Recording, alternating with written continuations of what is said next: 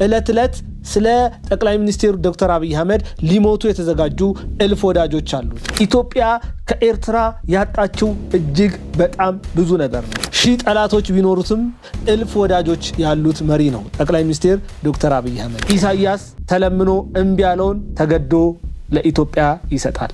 የዩክሬን እጣ ፋንታ ለኤርትራ ይደርሳታል።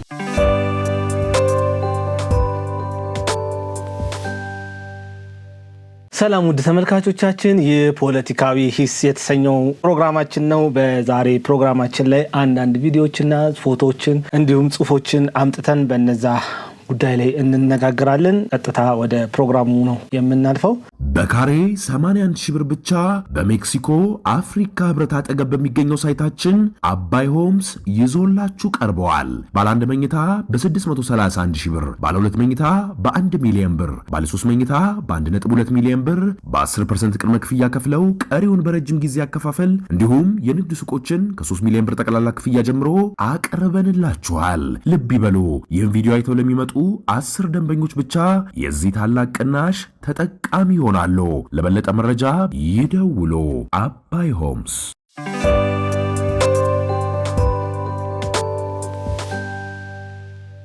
ፕሮግራማችን ከአፍታ ቆይታ በኋላ የሚመለስ ይሆናል። የትም እንዳትሄዱ። እስከዚያው ሚዲያችንን ሰብስክራይብ፣ ሀሳቡን ደግሞ ላይክ እና ሼር በማድረግ ሀሳብ አስተያየታችሁን በኮሜንት ሴክሽን ውስጥ በመስጠት ተሳታፊ እንድትሆኑ እጋብዛለሁ ማለት ነው። ታላቅ የምስራች! በ4 ሚሊዮን 400 ሺህ ብር በአጠቃላይ ክፍያ የቤት ባለቤት ይሆኑ።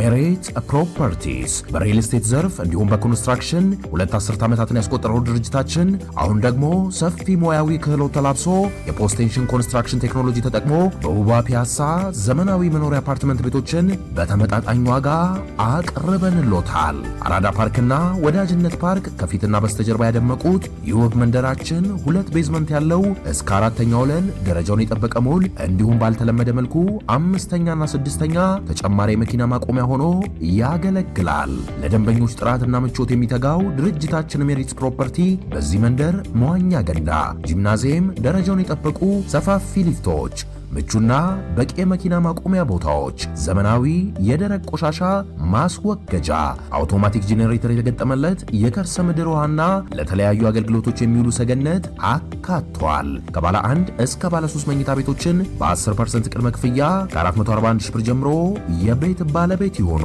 እንዲሁም 70% ለሚከፍሉ ደንበኞቻችን 30% ልዩ የማስታወቂያ ቅናሽ ይዘንሎት መጥተናል። ታዲያ ይህ ቅናሽ የሚቆየው ለ10 ተከታታይ ቀናት ስለሆነ በ0941 44 7879 ላይ ይደውሉ።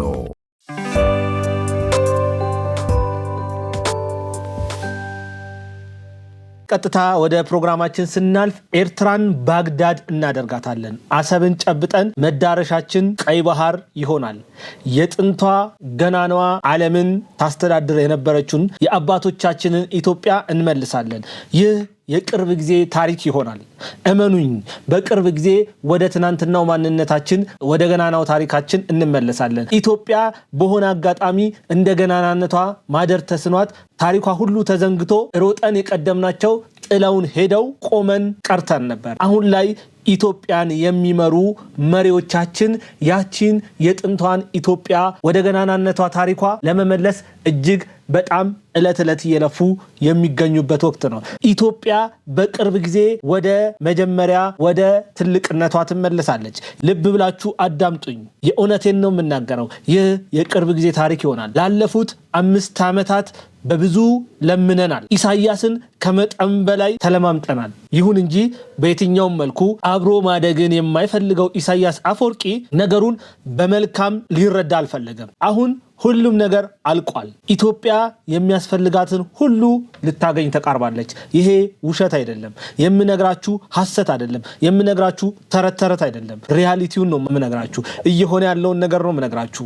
በመከላከያ ተቋም ውስጥ ከላይ እስከታች ብትሄዱ ሁሉም አንድ አይነት ቃልን ይተነፍሳሉ። ሁሉም አንድ አይነት ሐሳብን ያስባሉ። ሁሉም አሰብን በመቆጣጠር ቀይ ባህር ላይ መስፈር እንደሚቻል ያምናሉ። አንድ ነገር ነው የሚተነፍሱት። አንድ አይነት ሐሳብ ነው የሚያስቡት።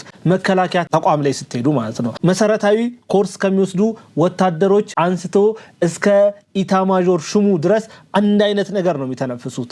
ያ የኢትዮጵያ ትልቅነት የሚመለስበት ቦታ ነው። መከላከያ ትልቅ ተቋም ነው። መከላከያ በኢትዮጵያ ውስጥ ካሉ ትልልቅ ተቋማት በሙሉ ቁጥር 1 መከላከያ ነው። የኢትዮጵያን ህልውና፣ የኢትዮጵያን መበልጸግ፣ የኢትዮጵያን መልማት የሚያረጋግጠው ይህ ተቋም ነው። በዛ ተቋም ውስጥ ደግሞ አንድ አይነት ሐሳብ አለ። ይህ ሐሳብ ሁላችንም ወደ ነበርንበት ቦታ መመለስ አለብን። ኢትዮጵያ ወደ ገናናነቷ ታሪክ መመለስ አለባት። ኢትዮጵያ የአሰብ ናት፣ አሰብም የኢትዮጵያ ናት የሚል ትልቅ ዓላማ በሁሉም ወታደሮች ዘንድ አለ። በቅርብ ጊዜ እመኑኝ፣ ልብ ብላችሁ አዳምጡኝ፣ ወደዛ ቦታ እንመለሳለን። ይህ ውሸት አይደለም። ይህ ህልመኝነት አይደለም። ይህ ቅዠት አይደለም። ይህ የሚሆን ታሪክ ነው የምነግራችሁ። ይሄ የሚደረግ ነገር ነው የምነግራችሁ። በዚህ አጋጣሚ ህልመኞች ብዙ ናቸው፣ ህልማቸውን የሚኖሩ ደግሞ ጥቂቶች ናቸው። ጠቅላይ ሚኒስትር ዶክተር አብይ አህመድ ህልመኛም ነው፣ ህልሙንም የሚኖር መሪ ነው። ብዙ ጊዜ ህልሙን ሲነግረን ከህልሙ ይልቅ ጠቅላይ ሚኒስትር ዶክተር አብይ አህመድን እያየን ህልሙ ሳይገባን ቀርቶ እንደ ቅዠት የምንቆጥረው ነገሮች አሉ። እንደ ቅዠት ቆጥረናቸው የነገረንን ሁሉ ሳንረዳ ቀርተን ሰርቶ ግን አሳይቶናል። ታላላቅ ስራዎችን ፈጽሞ አከናውኖ አሳይቶናል። ሰው ያ የሺህ ዘመን ታሪክ፣ የሺህ ዘመን ስብራት፣ የሺህ ዘመን የኢትዮጵያ ውድቀት በጠቅላይ ሚኒስትር ዶክተር አብይ አህመድ እጅ ተጠግኗል። ያ ህልመኛ ህልሙን የሚኖር መሪ አለን። ስለዚህ በቅርብ ጊዜ ወደ አለመውልን ቦታ የምንሻገር ይሆናል። እመኑኝ፣ ተረት ተረት አይደለም የምነግራችሁ። ይሄ ሲፈጸም እኛ ቁጭ ብለን እናያለን። ይሄ ሲፈጸም፣ ይሄ ሲደረግ ኤርትራውያን ቁጭ ብለው ያያሉ።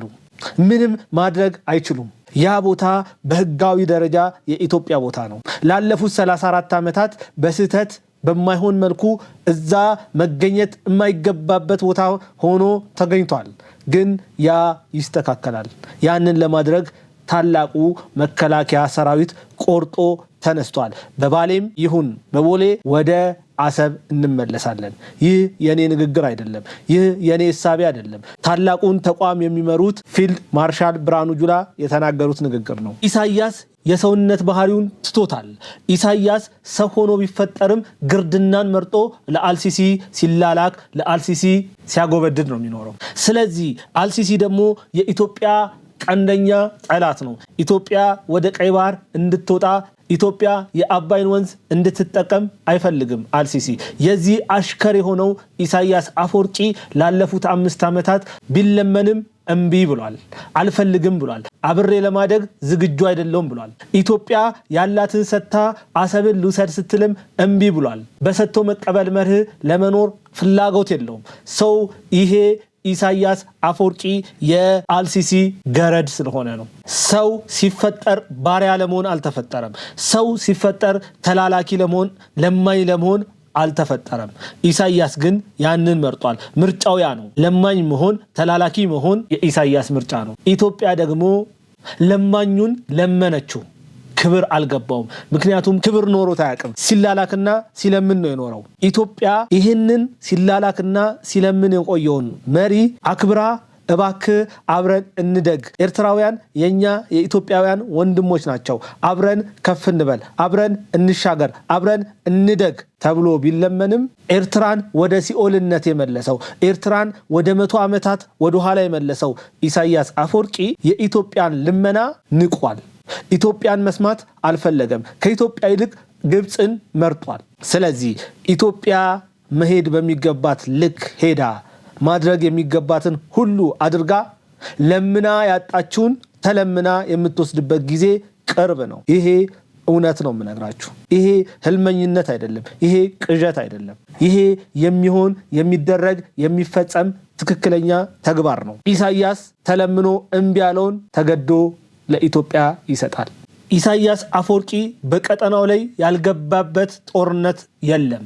ኢሳያስ አፈወርቂ ከሰላም ይልቅ ጦርነትን አብዝቶ ይመኛል። ኤርትራ እንደ ሀገር ከተመሰረተች 34 ዓመታትን ብታስቆጥርም ኢሳያስ በዚያች ሀገር ላይ የበኩርና ብቸኛ መሪ ሆኖ ዛሬም ድረስ በአስመራ መንበር ላይ ተቀምጧል። ኢሳያስ አፈወርቂ በአሁን ሰዓት 79 ዓመት እድሜ አለው። ኤርትራ እንደ ሀገር ከተመሰረተች 34 ዓመት ሞልቷታል። ኢሳያስ አፈወርቂ ሀገሩን ኤርትራ በ45 ዓመት ይበልጣል። ያ ማለት ኤርትራ ሀገር ሳትሆን ኢትዮጵያዊ ሆኖ 45 ዓመት ኖሯል ማለት ነው። ማን? ኢሳያስ አፈወርቂ። ኤርትራዊ ሆነው 34 ዓመት ብቻ ነው። ከዛ በፊት በሙሉ እድሜውን ኢትዮጵያዊ ሆኖ ኖሯል። ኢትዮጵያዊ ሆኖ እየኖረ ያቺ ያደገባትን የኖረባትን 45 ዓመት ሙሉ ያኖረችውን ኢትዮጵያ 45 ዓመት ሙሉ ዜግነቱ ኢትዮጵያዊ ሆኖ የኖረባትን ሀገር ዛሬ ላይ እየበደለ ይገኛል ኢሳያስ አፈወርቂ። 45 ዓመት ሙሉ ከኢትዮጵያ ውሃ ጠጥቷል። በኢትዮጵያ አፈር ላይ ቦርቆ አድጓል። በኢትዮጵያዊነት ማዕቀፍ ኢትዮጵያን ክዶም ጫካ ገብቶም ረጅም ጊዜ በጦርነት በውጊያ በታጣቂነት ቢቆይም በዛ ወቅት ውስጥ ሁሉ ኢትዮጵያ እስከተገነጠለችበት ወቅት ድረስ ያ ሰው ኢትዮጵያዊ ነበረ። ከኢትዮጵያ ጋር አብሮ ማደግን ቢፈልግ መልካም ነበር። ኤርትራውያን በዓለም ላይ ስደተኛ ሆኖ የቀሩት በዚህ መሪ ምክንያት ነው። ሁሉም ኤርትራዊ ከኢትዮጵያ ጋር በጋራ ማደግ ይፈልጋል። ዛሬ አዲስ አበባ ላይ ብትመጣ፣ ዛሬ እያንዳንዱ የኢትዮጵያ መሬት ላይ ብትመጣ ብዙ ኤርትራውያን በሰላም በክብር እየኖሩ ይገኛሉ። ኢትዮጵያ ዚስ ማች ፍቅር ናት። ኢትዮጵያ ማንንም ውጡልኝ ሂዱልኝ ብላ አታባረርም። ኤርትራ በአሁኑ ሰዓት ለመኖር ምቹ አይደለችም እንጂ ለመኖር ምቹ ሆና ኢትዮጵያውያን በዛ ሀገር ቢኖሩ ምን ያክል በኢሳያስ ሊሰደዱ እንደሚችሉ መገመት ቀላል ነው። የኢትዮጵያ መንግስት ከኤርትራውያን ህዝብ ጋር ችግር የለበትም። ከመንግስቱ ጋርም ችግር የለበትም። በመነጋገር በሰጥቶ መቀበል መርህ የሚያምን መሪ ነው ኢትዮጵያ ያላት። ብቻዋን ማደግ ብቻዋን መበልጸግ አትፈልግም ኢትዮጵያ። ይሄ የኢትዮጵያ እሳቤ ነው። በኢትዮጵያ ማደግ ውስጥ ኤርትራ እንድትጠቀም፣ በኢትዮጵያ ማደግ ውስጥ ጅቡቲ፣ ኬንያ የመሳሰሉት ቀንዱ ላይ ያሉት፣ ቀንዱ ላይ ብቻ አይደለም መላው አፍሪካ በኢትዮጵያ ማደግ ውስጥ አብረው እንዲያድጉ የሚመኝ መሪ ነው ያላት ኢትዮጵያ። ኢሳያስ አፈወርቂ ግን በዚያ ልክ አስተሳሰቡ አይደለም። ሰው ምንድነው የተፈጠረው? ኢሳያስ አፈወርቂ እንዳልኳችሁ ነው። ጦርነትን አብዝቶ የሚወድ መሪ ነው። ላለፉት 34 ዓመታት ኤርትራ እንደ ሀገር ከተመሰረተች በኋላ ያልገባበት የጎረቤት ሀገር ጦርነት የለም። ኢሳያስ ከጎረቤት ሀገራት ጋር ላለፉት 34 ዓመታት በብዙ ተዋግቷል። በጎረቤት ሀገራት የሰላም ማጣት ውስጥ እጁ አለበት። በኢትዮጵያ የውስጥ ጉዳይ ይገባል፣ በሱዳን የውስጥ ጉዳይ ይገባል፣ በሶማሊያ የውስጥ ጉዳይ ይገባል፣ በጅቡቲ የውስጥ ጉዳይም ገብቶ ያውቃል ኢሳያስ አፈወርቂ። ከዛም አልፎ ተርፎ ከየመን ጋር ተዋግቷል። ከኢትዮጵያ ጋርም በባድመ ምክንያት መዋጋቱ አይዘነጋም። ይህ ሰው በፍጹም ሰላምን አይወድም። ጦርነት ባለበት ሁሉ የኢሳያስ እጆች ሰፊ ገበታ ሆነው ይገኛሉ።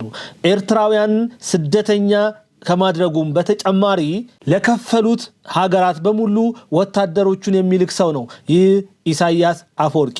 አንዴ ከሳውዲ ጋር፣ ሌላ ጊዜ ደግሞ ከኢራን ጋር የሚሰለፍ ነው። በግብፅ የሚታዘዝ የሱዳኑን ወታደራዊ ኃይል የሚመሩትን አልቡራንን የሚረዳ ሰው ነው ኢሳያስ አፈወርቂ። በመሐመድ ሐምዳን ዳጋሎ እጅግ በጣም የሚጠላ ሰው ነው ኢሳያስ አፈወርቂ። ምክንያቱም በሱዳን መሪዎች መካከል የተፈጠረውን አለመግባባት ወደ ሰላም እንዲመጣ ከማድረግ ይልቅ ለጀነራል አልቡርሃን እየረዳ የመሐመድ ሐምዳን ዳጋሎ ሰራዊቶች እንዲሸነፉ እያደረገ ያለ መሪ ነው። ይህ የኢሳያስ አፈወርቂ ጀብድ ነው። ኢሳያስ አፈወርቂ በቀጠናው ላይ የትርምስ አባት ነው። ሌላ ምንም አይነት ስም የለውም።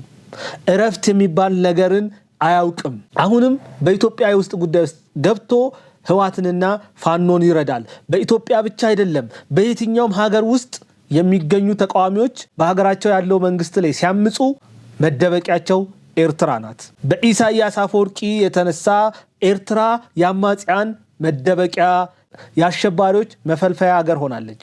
ኢሳያስ አፈወርቂ ኤርትራን ሲንጋፖር አደርጋለሁ ብሎ ከኢትዮጵያ ቢነጥላትም አት ዘ ኢንድ ግን ኤርትራ የሆነችው የአሸባሪዎች መናኸሪያ፣ የአማጺዎች መጠለያ ነው። አሁን ራሳቸው ኤርትራውያን ሳይቀሩ በኢሳያስ ላይ ተቃውሞን ማሰማት ጀምረዋል። እስቲ አንድ ቪዲዮ ተከታትለን እንመለሳለን። የትም እንዳትሄዱ፣ ተከታትለን እንመለስ። የኤርትራ እውነት ይሄ ነው። የኤርትራ ሪያሊቲ ይሄ ነው። ኤርትራ የሱዳን ጉዳይ ውስጥ፣ የኢትዮጵያ ጉዳይ ውስጥ፣ የሳውት ሱዳን ጉዳይ ውስጥ፣ የግብፅ ጉዳይ ውስጥ፣ የየመን ጉዳይ ውስጥ የምትገባበት ምክንያት ኢሳያስ አፈወርቅ ጸጥ ካለ ሰላም ከመጣ የኤርትራ ህዝብ እንደማይለቀው ስለሚያውቅ ነው። ምክንያቱም የታውቃላችሁ ኢሳያስን ደግፈው ነበር እስካሁን። ግን አሁን የኢትዮጵያ የትግራይ ውጊያ ካበቃ በኋላ ኢትዮጵያ ውስጥ የሚያስገባ ምክንያት አልነበረም። ግን ስቲል አሁን እየተጨማለቀ ነው የኢትዮጵያ ፖለቲካ ውስጥ። ለምን? ሰላም ከመጣ ወደ ውስጥ ማየት ከጀመርን የቤት ስራችን ማድረግ ከጀመርን እኛ ኤርትራውያኖች ብዙ የምንጠይቃቸው ጥያቄዎች አሉ ለማለት እንደሰማችሁት ነው። ይህ ልጅ የኢሳያስ አፈወርቂ ቀንደኛ ደጋፊ የነበረ ሰው ነው። ኢሳያስን የተናገረበትን ሰው ሁሉ አብዝቶ የሚጠላ አብዝቶ የሚረግም ሰው ነበር። ይህ ወጣት ኤርትራዊ ወጣት ነው። ትናንትና እውነቱ አልገባውም ነበር።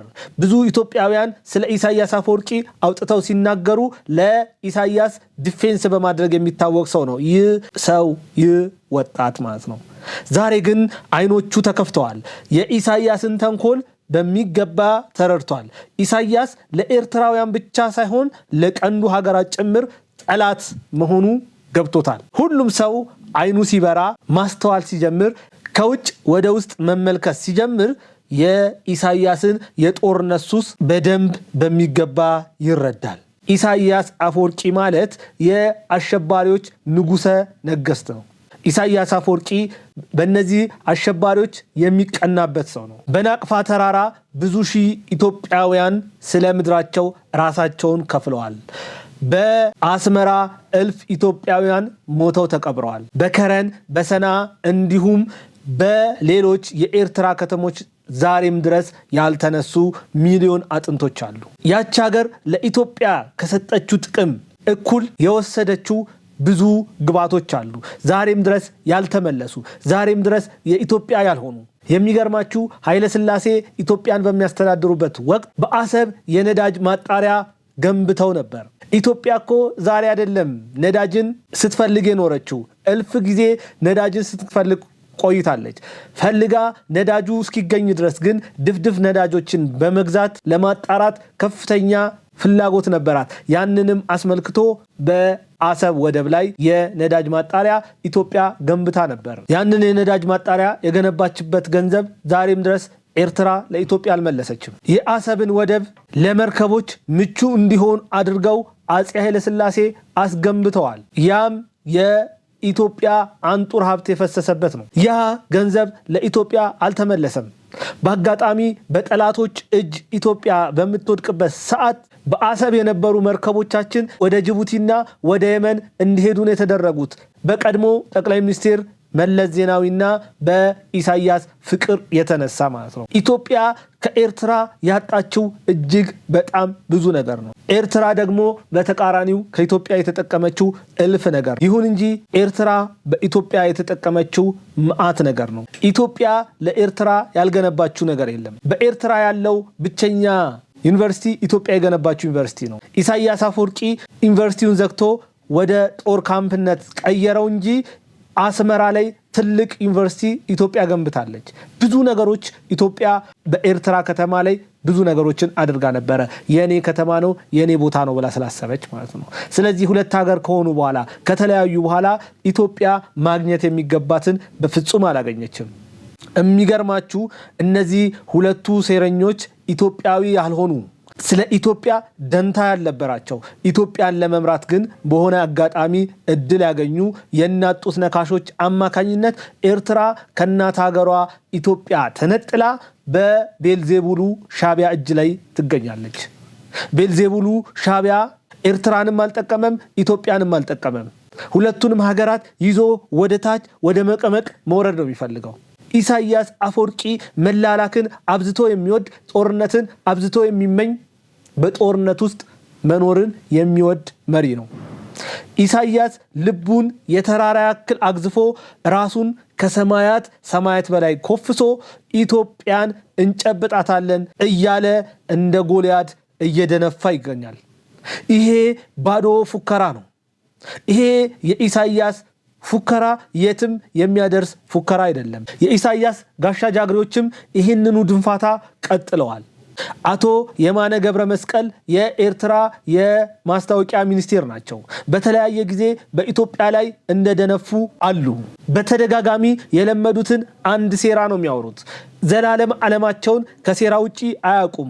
የኢትዮጵያ መንግስት ብለው እንኳን መጥራት አይፈልጉም። የብልጽግና መንግስት ወይም የኦሮሞማ መንግስት ነው የሚሉት። የብልጽግና መንግስትም የኦሮሞማ መንግስትም የሚሉበት ዋነኛው ምክንያት የኢትዮጵያ መንግስት ከህዝቡ ለመነጠል ይመቸናል ብለው ስለሚያስቡ ነው። ያ ማለት የለመዱት የረጅም ጊዜ የሴራ ትንተና ሂደታቸው ነው። ኢትዮጵያን ህወሓት መራሹ ኢህአዴግ በሚያስተዳድርበት ወቅት የተጠቀመው ይህንን የሴራ አካሄድ ነው። ኦሮሞ ከአማራ፣ አማራ ከትግሬ እንዳይግባባ፣ ቤኒሻንጉል ከሌላው ከደቡብ ማህበረሰብ ጋር እንዳይግባባ ጠላት በመፍጠር እንዳይግባቡ በማድረግ የገዙበት ስትራቴጂ ነው። ያ ለዘመናት የሻገተውን እሳቢያቸውን አሁንም ድረስ እየተፉ ነው። ዘመን ተቀይሮ እነሱ በዘመን አልተቀየሩ፣ በዘመን አልተዋጁም። ዛሬ ኢትዮጵያ የት ናት ያለችው? ዛሬ ዓለም የት ናት ያለችው? አያውቁም። እነሱ ዛሬም እዛው ትናንትና ቦታቸው ላይ ያሉት በዛ በትናንትናው እሳቢያቸው ላይ ሆነው የብልጽግና መንግስት በተደጋጋሚ የኤርትራን መንግስት ለመጉዳት አሰብን ለመውሰድ እንዲህ አይነት ነገር አደረገ እያሉ ይናገራሉ። የብልጽግና መንግስት እኮ ወደድክም ጠላህም የኢትዮጵያ መንግስት ነው። እኛ ኢትዮጵያውያን እርስ በርሳችን ላንዋደድ፣ ላንግባባ፣ ላንስማማ እንችላለን። በሀገር ጉዳይ ላይ ግን አንተ እንደምትለው የምንከፋፈል አይደለንም። የሚያስተዳድረን መሪ፣ የሚመራን መሪ ላይመቸን ይችላል። ይሄ ትክክለኛ እሳቤ ነው። ማንም መሪ 100% አይወደድም። ማንም መሪ 100% አይጠላም። ይሄ የዓለም እውነታ ነው። በራሽያ ሂድ፣ ፑቲን 100% አይወደድም፣ 100% አይጠላም።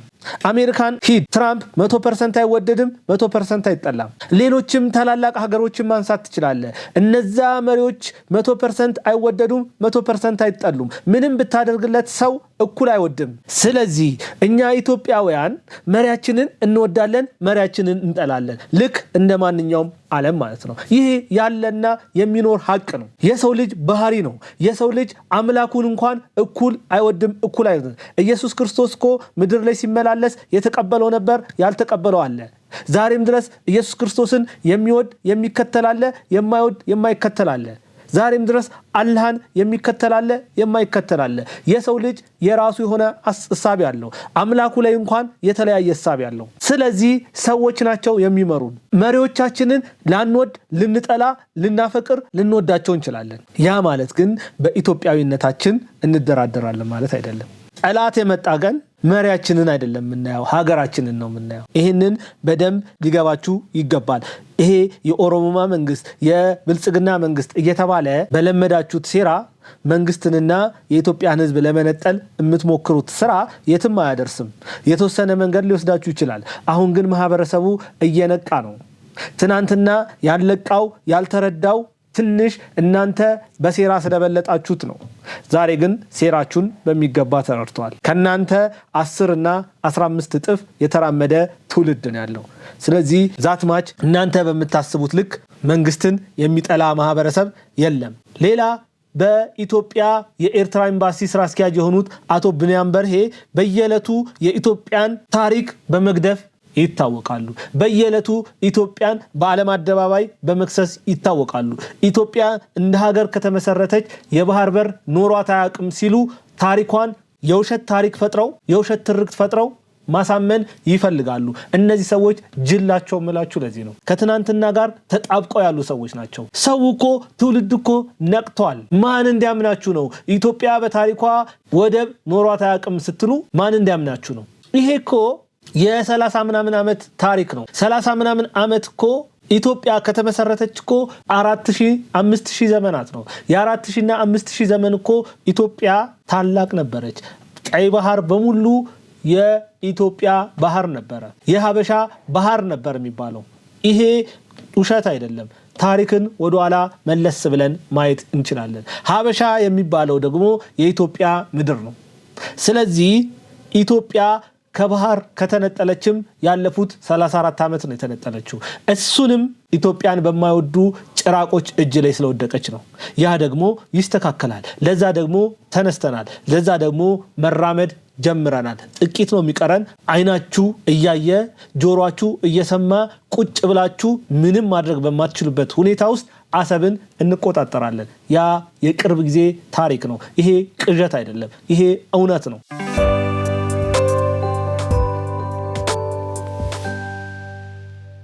ሌላ የኢሳያስ አፈወርቂ አክቲቪስት የሆነ አንድ ሰው አለ። ይህ ሰው የሚናገረው ቪዲዮ አለ። እሱም ቪዲዮ ተከታትለን እንመለስና በዛ ቪዲዮ ላይ የሚለው ነገር ይኖረናል። የትም እንዳትሄዱ፣ ሐሳባችሁን በኮሜንት ሴክሽን ውስጥ መስጠታችሁን እንዳታቆሙ።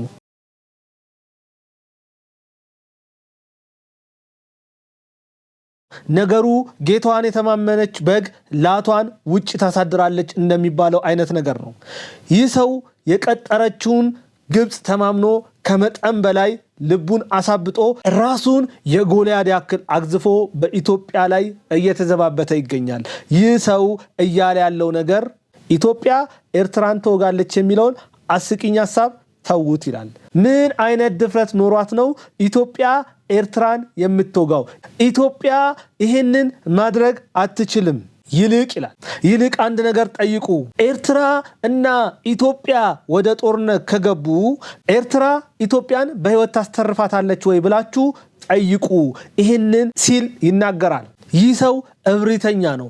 ልቡ በጥጋብ የሞላ ሰው ነው። ንግግሩ እጅግ በጣም ያማል። ንቀት የተሞላበት ነው። ከሱም ብሶ የበሬ ግንባር የምታክል ሀገር ይዞ ይህንን ያህል ድንፋታ ምን ቢያስተማምነው ነው? ምላስ አንዳንዴ ጥሩ አይደለም። እብሪት መልሶ ይጥላል። በእብሪት መወጠር ለማንም አይጠቅምም። አጉል ከፍ ከፍ ማለት ከተራራው ላይ እንድንወርድ ነው የሚያደርገን። ይሄ ተረት ተረት አይደለም። እናሸንፋለን ብለህ ስለፎከርክ የሚሆን ነገር አይደለም። 130 ሚሊዮን ህዝብ ጋር ነው የምትዋጋው። ኤርትራ እኮ 2 ሚሊዮን አትሞላም። አሁን በኤርትራ ውስጥ እየኖረ ያለው ማህበረሰብ፣ ሌላው በሙሉ ስደተኛ ነው፣ ቀሪው ማለት ነው። ስለዚህ እንዲህ አይነት እብሪቶች፣ እንዲህ አይነት ጥጋቦች የትም አያደርሱም።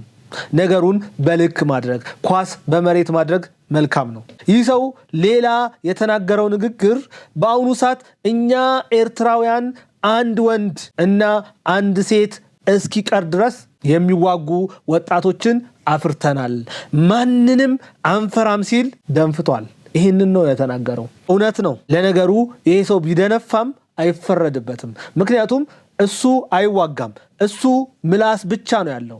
ሌሎች ናቸው የሚዋጉት፣ ሌሎች ናቸው የሚሞቱት። ወደ ግንባር ሄዶ ዘምቶ ጀግንነቱን ማሳየት አይችልም። የምላስ ጀግና ግን ከወንዶቹ ሜዳ ወርዶ መቆም አይችልም። ያስታውቃል። እንዲህ አይነት እብሪተኛ፣ እንዲህ አይነት ጥጋበኛ ምንም አይነት ነገር ማድረግ አይችልም። ከምላስ ያለፈ ነገር የለውም። ይህ ሰው ማንም ሞተ አልሞተ ደንታው አይደለም። እሱን የሚያስጨንቀው ግብጽ የምትሰፍርለት ገንዘብ ነው። ይህንን ካላወራ አልሲሲ ደሞዝ አይከፍለውም። ይህንን ካላወራ አልሲሲ አይደሰትም። ስለዚህ አልሲሲን ማስደሰት፣ የአልሲሲን ቀልብ መግዛት አለበት። ስለዚያም ነው ይህንን ድንፋታ የተሞላ ንግግር የሚናገረው ማለት ነው። ይህ ሰው ጥጋብ አስክሮታል። አንደበቱ ላይ የመጣለትን ነገር ነው የሚናገረው እንጂ በፍጹም ኤርትራ ኢትዮጵያን ምንም ማድረግ እንደማትችል ያውቃል። ፊት ለፊት መታ የምትገጥምም ሀገር አይደለችም። ነገሩ አይጥ ለሞቷ የድመት አፍንጫን ታሸታለች አይነት ነገር ነው። ኤርትራ ነገር ፈልጋ ከኢትዮጵያ ጋር ወደ ጦርነት የምትገባ ከሆነ ያኔ ሁሉ ነገሯ ያከትማል። ያኔ የኢሳያስ አፈወርቂ መጨረሻ ይሆናል። የኢትዮጵያ ማንሰራራት ያኔ ደረጃውን እርከኑን ይጨምራል። ሩሲያ ዩክሬን ወደ ጦርነት ስትገባ ብዙ ሀገራት ሆይ ሆይ ሆይ ብለዋት ነበር ወደ ጦርነት የገባችው። የአውሮፓ ህብረት በለው ኔቶ በለው ከዩክሬን ጎን ቆሞ ነበር፣ ኢቭን አሜሪካን ጭምር ማለት ነው። ፑቲን የማንንም ልመና አላስፈለገውም። ዛሬ ዩክሬን ትናንትና አብረንሽ ነን ያሏት ሀገራት በሙሉ ከምላስ የዘለለ ምንም ሊያደርጉላት አልቻሉም። መሳሪያ ከመስጠት የዘለለ ምንም ሊያደርጉላት አልቻሉም። ዩክሬን በየቀኑ እየጠፋች እያለቀች እየደቀቀች ያለች ሀገር ናት። አመድ ሆናለች። ወደ ፍርስራሽነት ተቀይራለች። ዩክሬን እንደ አዲስ ለመሰራት እልፍ ዘመን ያስፈልጋታል። ያቺ ለመላው ዓለም ስንዴን ኤክስፖርት ታደርግ የነበረች ሀገር ናት። ያቺ በነዳጅ ሀብት የበለጸገች ሀገር ናት ዩክሬንን ወደ አመድነት የቀየረው ጅሉ ፕሬዝዳንት ዘለንስኪ ነው። ማንን አምኖ? አሜሪካንን አምኖ፣ ማንን አምኖ? አውሮፓውያንን አምኖ፣ ማንን አምኖ? ኔቶን አምኖ። ኔቶ ለመግባት ባይገባስ ቢቀርበት ዝም ብሎ ቢያድግ። ኢሳያስም እንደዚሁ ነው የምትሆነው። የዘለንስኪ እጣ ፋንታ ነው የሚደርሰው ለኢሳያስ አፈወርቂ።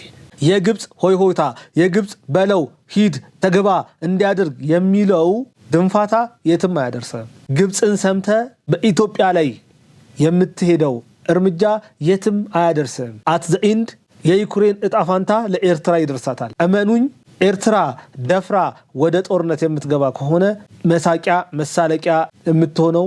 እመኑኝ፣ ኤርትራ ወደ ጦርነት የምትገባ ከሆነ ሁሉ ነገሯ የዛኔ ያበቃል። ያው ነገሩ እንግዲህ ሜዳውም ፈረሱም ይኸው ነው።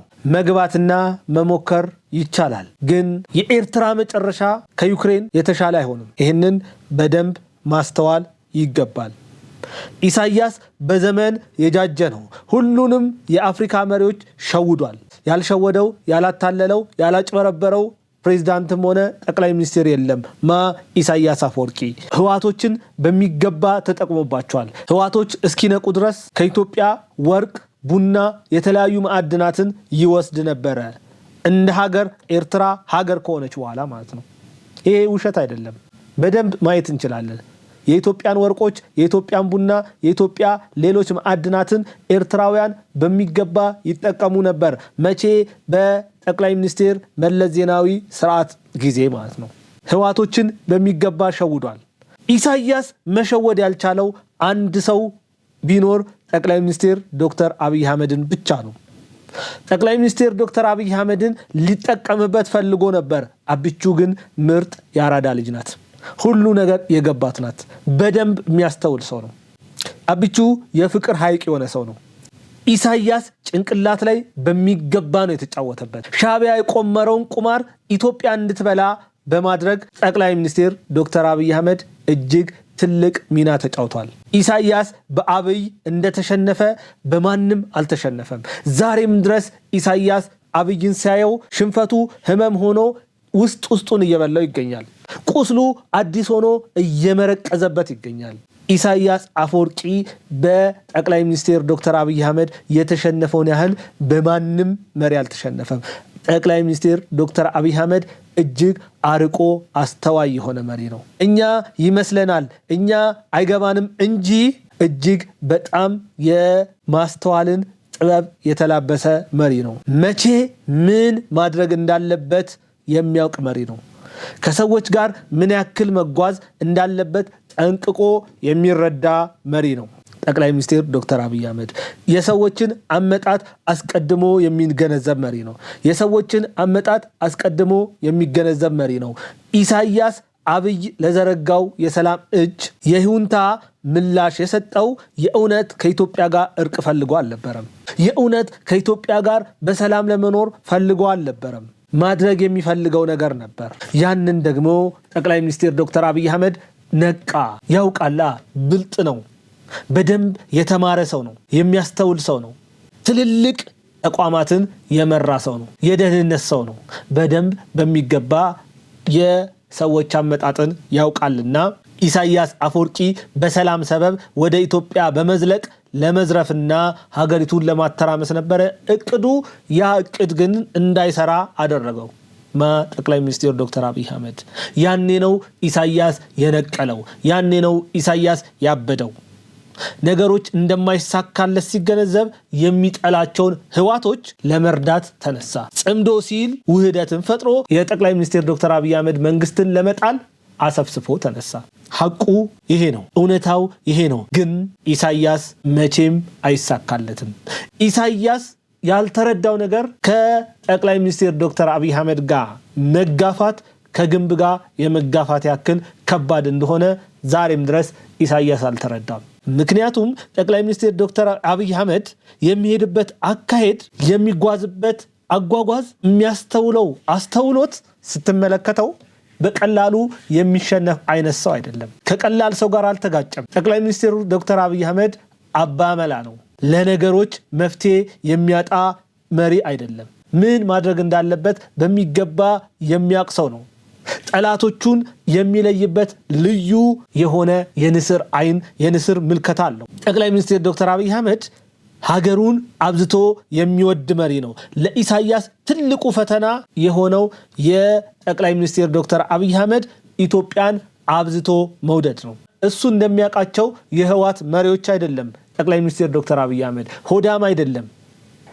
ገንዘብ የሚያታልለው አይደለም። ስለ ገንዘብ ሲል ሀገሩን የሚሸጥ ሀገሩን የሚከዳ መሪ አይደለም። ይሄ ለኢሳያስ ትልቅ ፈተና ሆኖበታል። ጠቅላይ ሚኒስትር ዶክተር አብይ አህመድ ለኢትዮጵያ ያለውን ፍቅር እንዲሁ በቀላሉ የሚገለጽ አይደለም። እሱ ሰማይ ዝቅ መሬት ከፍ ብትል ለኢትዮጵያ ያለውን ፍቅር አይለውጥም። ነገሮች ቢቀያየሩ አዝማናት ራሱ መቁጠር ቢያቆሙ አለቶች ቢሰነጣጠቁ መቃብራት ቢከፈቱ የማይሆን ነገር ሁሉ ነገር ቢሆን እንኳን አንገቱን ለሰይፍ አሳልፎ ይሰጣል እንጂ በእናት ሀገሩ አይደራደርም። ጠቅላይ ሚኒስትር ዶክተር አብይ አህመድ ኢትዮጵያን የሚወዳት በአፉ ሳይሆን በልቡ ነው፣ በወሬው ሳይሆን በምግባሩ ነው።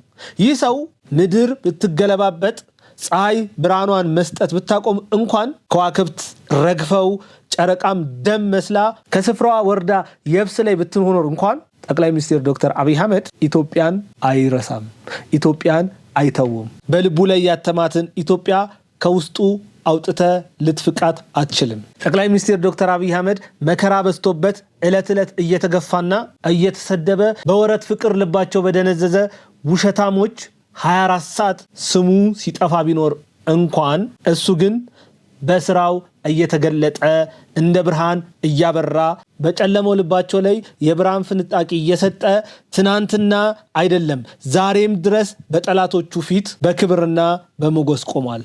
ጠቅላይ ሚኒስትር ዶክተር አብይ አህመድ ጠላቶቹ አብዝተው ሊያጠፉት ቢመኙም እሱ ግን በጠላቶቹ ፊት በክብርና በሞገስ ቆሟል። ጠላቶቹ አብዝተው ሊያጠፉ ቢመኙም እሱ ግን በፍቅር ሊያቅፋቸው እጆቹን ዘርግቶ ሁሌም ይለምናቸዋል። ይህ ሰው በኢትዮጵያዊነቱ ላይ አይደራደርም። ግን በኢትዮጵያ ከመጣህበት የማታውቀውን የአብይ ገጽታ እንድታውቅ ያደርጋል። በኢትዮጵያ ክብር ከመጣህበት አንገቱን ትቀለዋለህ እንጂ እማማ ሀገሩን አሳልፎ አይሸጥም። ትናንትና ኢትዮጵያ ሲሉ የነበሩ ሰዎች ዛሬ ጠቅላይ ሚኒስትር ዶክተር አብይ አህመድ ኢትዮጵያ ስላለ እነሱ ኢትዮጵያን ጠልተዋታል። አብይ ኢትዮጵያን ሲል ኢትዮጵያን የሚወዷት ሁሉ ኢትዮጵያን ጠልተዋታል። ዶክተር አብይ አህመድ ኢትዮጵያ ስላለና ኢትዮጵያን አብዝቶ ስለወደደ እናንተ ኢትዮጵያን አብዝታችሁ ጠላችኋት። ይህ ሰው ለኢትዮጵያ ከፍታ ራሱን ዝቅ አድርጎ ዕለት ዕለት ሳይታክት ሳይሰለች ሳይደክመው በቃኝ ሳይል እየሰራ ይገኛል። ይሁን እንጂ እልፍ በልባቸው ጥላቻ ያደረባቸው ሰዎች በስራና ለኢትዮጵያ ባለው ፍቅር ስለበለጣቸው ስሙን እያነሱ የጥላቻቸውን መርዝ በምላሳቸው ሲተፉ ይውላሉ። አቢቹ በጣም በልጧቸዋል። ስለዚህ በሳጫሉ። ውስጣቸው ቅናት አለ። ልባቸው እንደተሸነፈ ያውቃል። ምላሳቸው ግን በፍጹም ያንን ማመን አይፈልግም።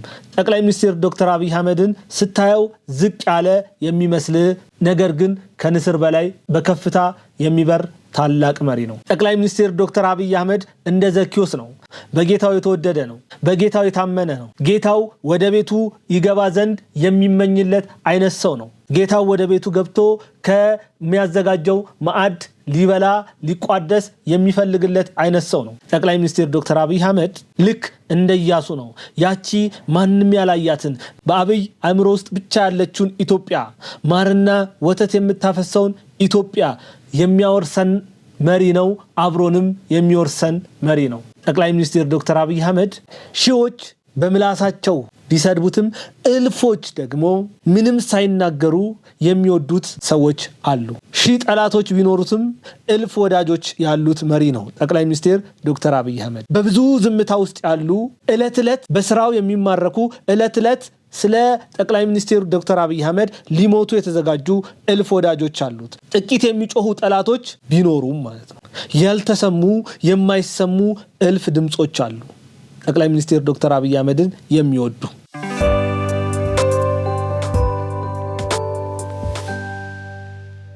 እስቲ አንድ ፎቶ ተመልክተን እንምጣና ስለዛ ፎቶ የተወሰነ ነገር እንላለን። ፎቶውን እስቲ ተመልከቱትና ተመልሰን እንመጣለን።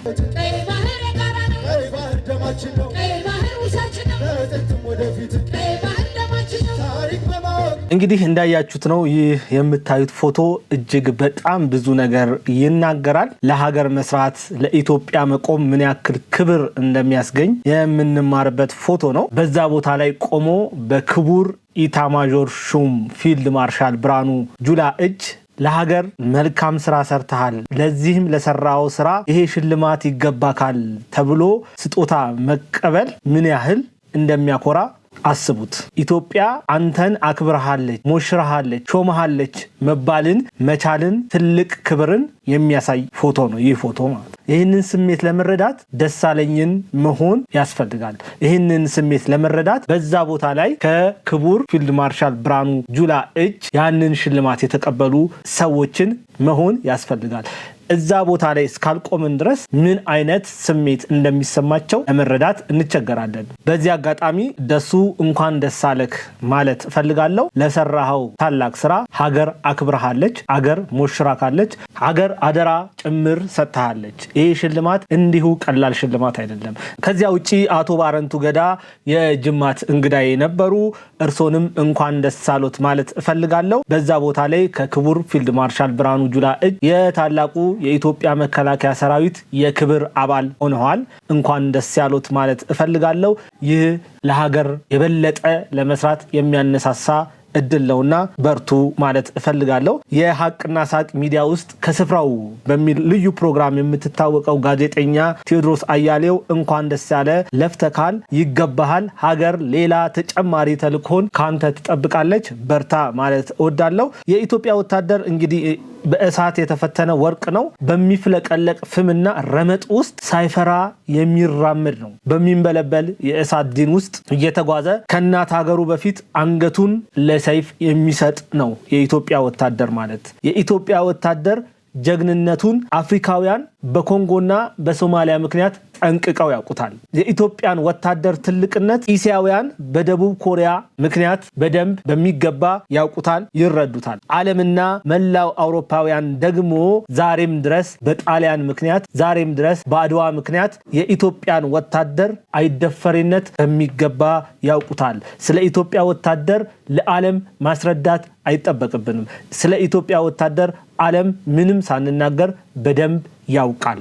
የኢትዮጵያ ወታደር ሰነዱ ሲገለጥ፣ ዶሴው ሲከፈት፣ ታሪኩ ሲታወስ እጅን በአፍ የሚያስጭን እልፍ ገድሎችን የከተበ የዘመናት ስንክሳሩ በበላይነት የገነነ ነው። አሸናፊነት የሚታይበት ነው። የኢትዮጵያ ወታደር የ34 ዓመታት ስብራታችንን የሚጠግን ነው።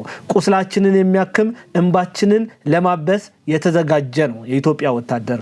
የኢትዮጵያ ወታደር የጎደለውን ታሪካችንን ያነስንበትን ህልውናችንን ለመመለስ በተጠንቀቅ ቆሞ አሰብን ጨብጦ ቀይ ባህር ላይ ሊሰፍር የተዘጋጀ ጀግና ወታደር ነው። ይህ ወታደር የኢትዮጵያ ወታደር ነው። ኢትዮጵያ ሰው ባጣችበት ወቅት ከሰውም በላይ እጅግ በጣም ትልቁ ሰው ሆኖ የሚቆም ጀግና ነው የኢትዮጵያ ወታደር።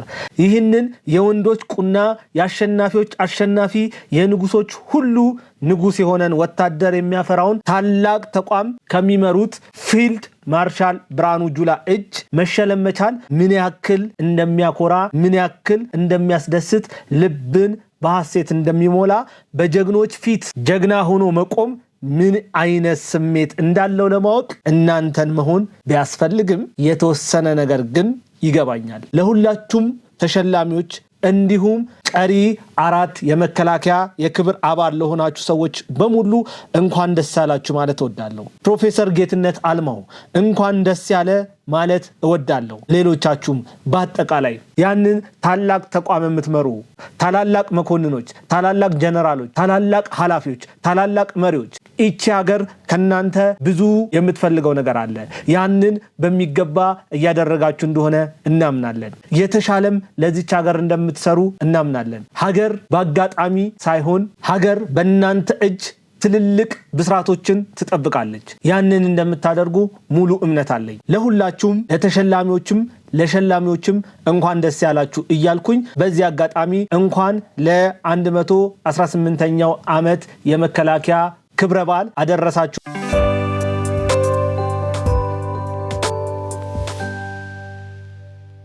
እንግዲህ ለዛሬ የነበረኝ ፕሮግራም ይሄንን ይመስል ነበረ። በፕሮግራሜ ላይ ሐሳብ አስተያየታችሁ ካላችሁ በኮሜንት ሴክሽን መስጫው ላይ መስጠት ትችላላችሁ። በሚቀጥለው በሌላ ርዕሰ ጉዳይ ላይ የምንገናኝ ይሆናል። መልካም ሳምንት፣ መልካም ጊዜ ይሁንላችሁ። ከፕሮግራሙ ጋር ቢኒያም ከድር ነበርኩኝ።